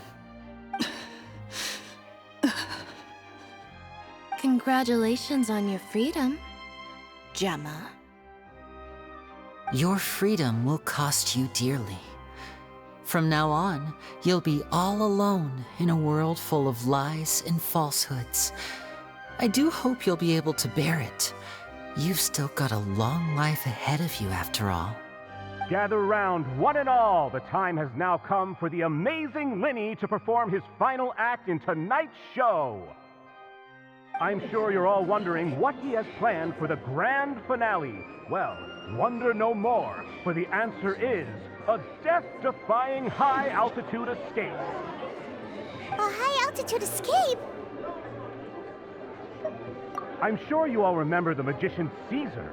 This was the very trick that led to his fatal fall, after which he was dubbed the Phantom Weasel. So we have now learned that Caesar was wrongly accused, and that the real Weasel has now confessed to their crimes. Guess that's my cue to leave. Whew. I've been practicing this one for ages now, but I'm still a little nervous. Traveler, Paimon, I hope you enjoy the rest of the show. There may be a lot of people watching tonight, but you alone are my true witnesses.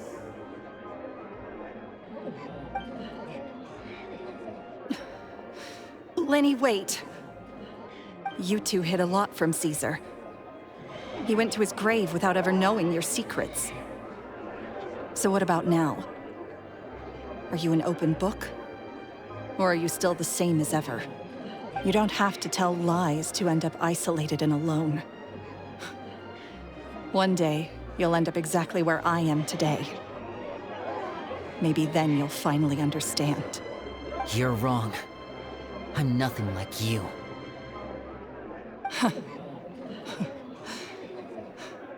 So, what are we, doing now? Like Linny said, when you're ready, let's head outside and watch the show. But what about Gemma? She'll figure out what's best for her soon enough. Oh, and if you'd like to see Linny after the show, you know where he'll be. The usual haunt. All right. Well, let's go and watch Linny's finale then. This trick's a pretty dangerous one, but he should be able to pull it off, right?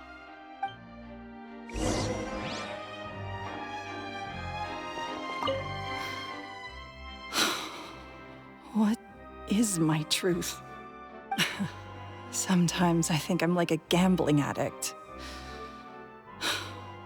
All I care about is winning, and it doesn't matter what's at stake. By the time I come to my senses, I'm left with nothing. Oh, if I had my time again.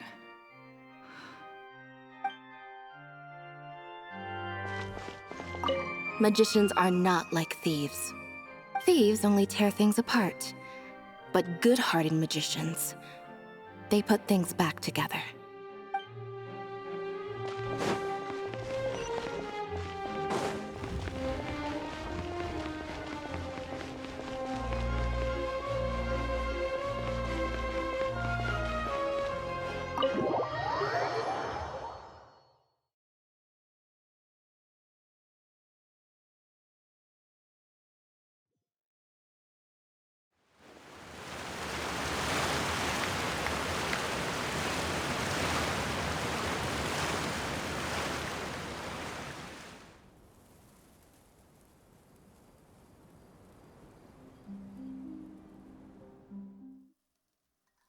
Magic should be mysterious, surprising, and defy logic.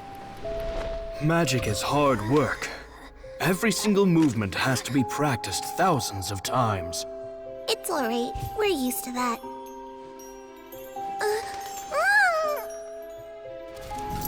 We're sorry.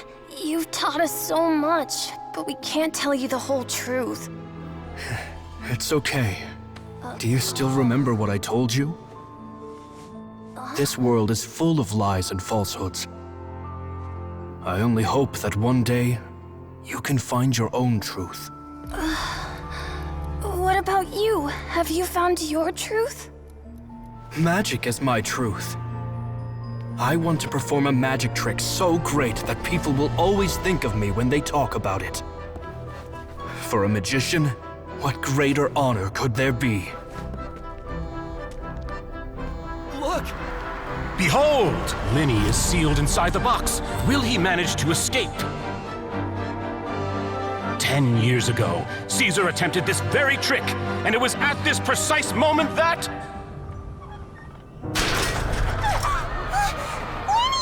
Watch out!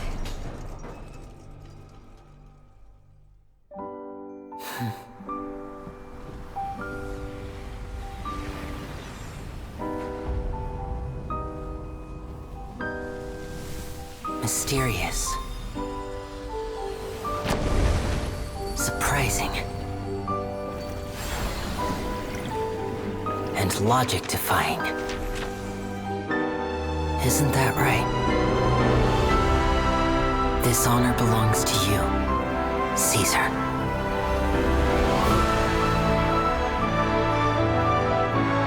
I'm just sorry it's a little late.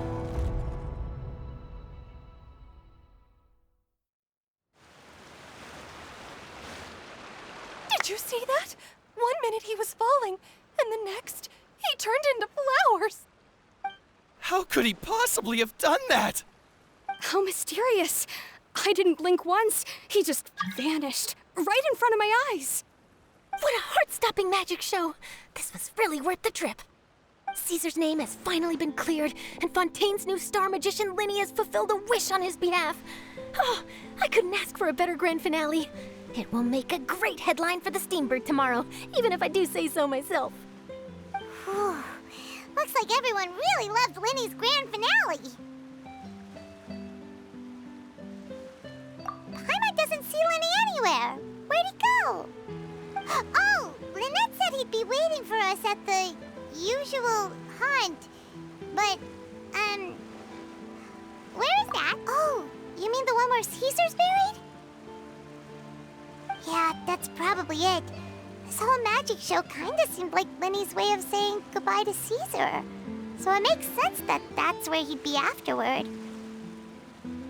Alright, let's go look for him there.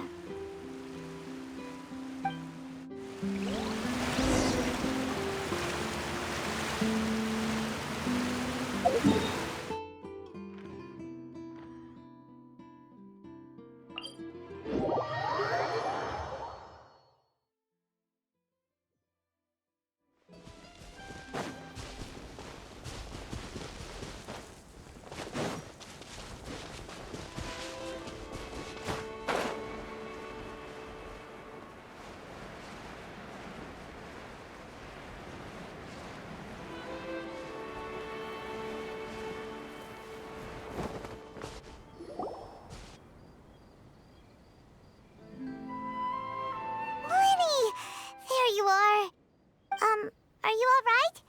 Paimon was scared to death when the chain broke. Paimon was sure something had gone horribly wrong. Magic is a performance art. A magician has to get creative to keep the audience on tenterhooks. That's our job. So I tweaked Caesar's original setup a little to keep it fresh. I was honestly a little nervous during the live performance. The thought of falling, suddenly feeling weightless, seeing the sky and the ground spinning and spinning. Sometimes, I can't help but wonder what Caesar thought in those final moments. Did he regret taking Gemma and Lorenzo on? Or did he believe that it was his own slip-up right until the end? You know, Paimon's been wanting to ask you about something ever since we were in Caesar's workshop. You learned magic from Caesar once, didn't you? When was that? After I joined the House of the Hearth. To be honest, Lynette and I had an agenda when we approached him. I told you about my past before, remember? As a young boy, I survived by secretly learning magic from street performers. I'd watch their tricks and try to figure out how they were done. But I quickly realized that observation alone could only get me so far. What I saw was the polished final performance, but the rigorous training they put in behind the scenes remained invisible to me. I needed to learn how to improve my sleight of hand, hone my misdirection skills, and make niftier props. We were gifted enough that we'd made some progress by ourselves, but without proper guidance from a professional magician, we quickly plateaued. So that's why you sought Caesar out? Yes, we figured there was no harm in asking, but it took us by surprise that he was so willing to teach us. In all, we only spent 10 short days together, but he was very good to us. By contrast, we hid so many things from him. For instance, when he asked why I wanted to learn magic, I answered, "It's my passion." But in truth, there was already a lot more to the story by then. After being taken in by an aristocrat for our magic talent, then betrayed soon after, this was no longer about me doing what I loved. What amazed me was how the lie escaped my lips even as I was hesitating over whether to tell him the truth. Trust is a beautiful thing. Sadly, I'd forgotten how to trust by then. Lenny. Still worried about the way I feel? You really are a gentle soul, aren't you? But don't worry, I'm used to it now. From the mansions of the elite to the house of the hearth, lies and selfishness have followed me and Lynette everywhere we go. After Caesar went on tour, we became busy with our missions. The next we heard of him was that he'd fallen to his death, and was now declared to be the Phantom Weasel. That night, I remembered his smile. But as I lay there, I didn't know what to say to him. To keep secrets is to put up walls. The longer you keep them up, the less you let people in. Then, one day, you look around and realize your life is like an empty auditorium after a show, full of seats once occupied by all the people who left. But I guess that's the price we have to pay. You only realize how much someone really meant to you when you lose them completely. That's why I was so confident this would hurt Gemma. Because I felt it for myself. Yeah, cheer up, Lenny. We've had to say our fair share of goodbyes during our journey, too. But whatever happens, Paimon always believes in what tomorrow brings. Delicious food, fun toys, and the traveler by my side. Paimon just needs to focus on things like this, and all the unhappy stuff goes right out the window. You know, Traveler, doesn't that kinda make you Paimon's truth? Exactly. It's the same for me and Lynette. We are the truest thing each other has in the world, and nothing can replace that. Life has taken plenty from us, like it did from Gemma. But at least it left us with each other. That's what gave us the strength to get through the darkest days. That's why the darkness never consumed me, and why it never will. Maybe we live in the shadows too, but we remember every precious ray of light that shines through. All right, time to lighten this conversation up a little. What did you think of the show tonight? Were you happy with it? It was amazing! Paimon just wishes we hadn't been so distracted with the Gemma situation. We spent most of our time in the Opera House just talking and pretty much missed the entire first half of the show. Lenny, could you do just one more trick for us? Whoa, that's a bit of a tall order, I'm afraid. The show's just finished, so my sleeves are decidedly card-free right now. Aw, come on! Surely you can think of something. The Lenny Paimon knows can do anything if he puts his mind to it. Oh, all right then.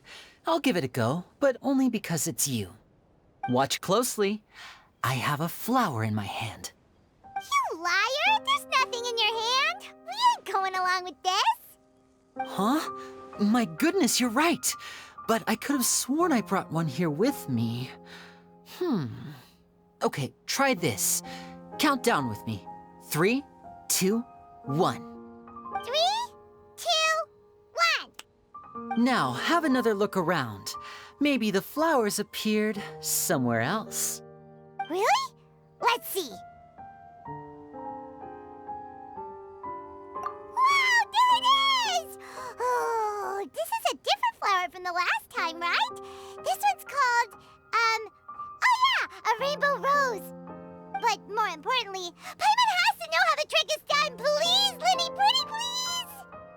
Well, if you want to learn magic, you'll have to start by addressing me as teacher. Fine. Please, teacher, please.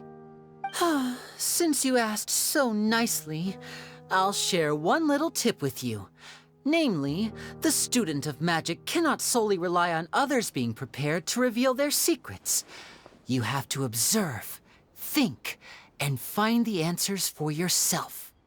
Is that it? Look at the time. We shouldn't linger here too long. Thanks again for coming to see my show. I bid you both good night. I look forward to seeing you again. All right, fine. See ya.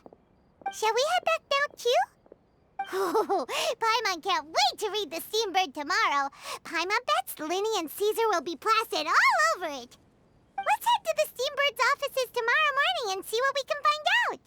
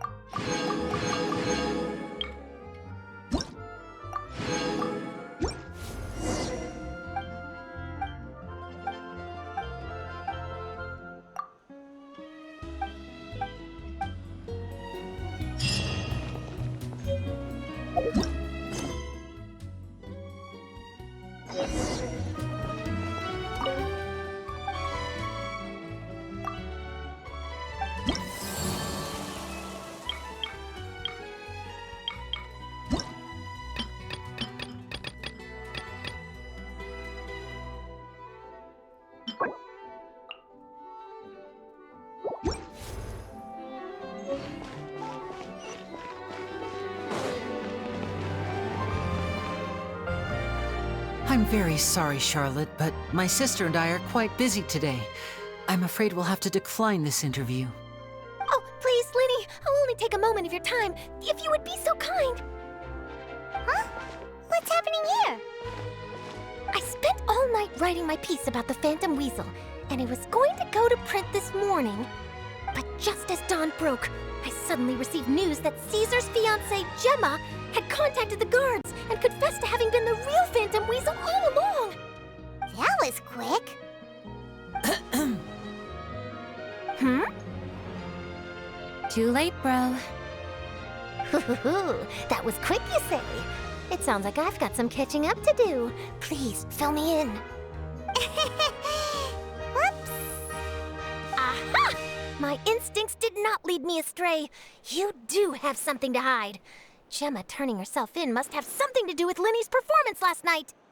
Maybe watching my high-altitude escape trick reminded her of a better time with Caesar, and she could no longer ignore the voice of her conscience. Huh. Okay, then. Wait, no, there must be more to it. If that's all it took for her to have a change of heart, how did it take her 10 whole years? Well...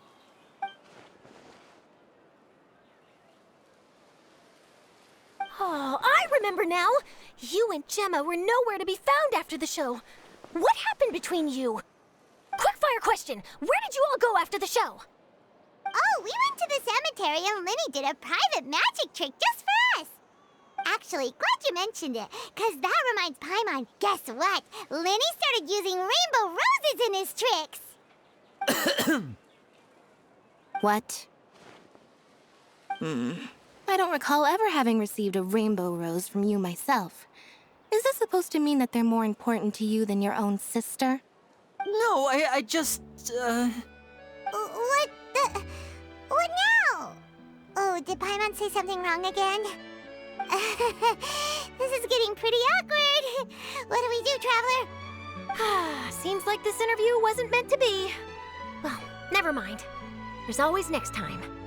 Forgive my persistence, but when there's explosive news waiting to be found, I can't turn away. The news about Gemma has already made waves, and I'll stop at nothing to get to the bottom of it all. Apparently, one of the things she said to the guards was that her final wish is to see Lorenzo one last time. There's clearly a web of complicated relationships there. Can't blame me for being curious. All right, I guess I'll leave you to continue the rest of your conversation in peace. Bye for now.